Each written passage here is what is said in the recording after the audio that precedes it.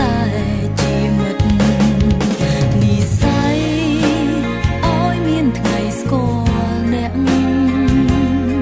ម្នាក់សុទ្ធតែមិនធ្លាប់គិតបទចំរៀងរឿងមិនផាស្រឡាញ់អ្នកគ្រប់គ្នារីករាយនឹងពេលវេលាមានមិត្តខ្យល់ត្រជា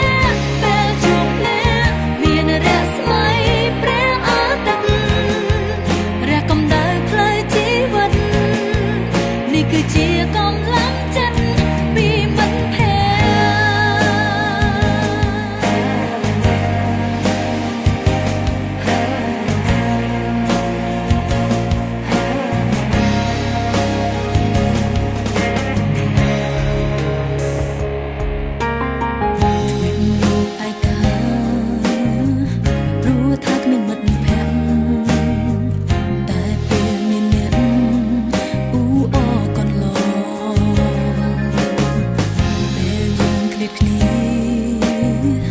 នឹកឃើញគ្នាមួយនេះផ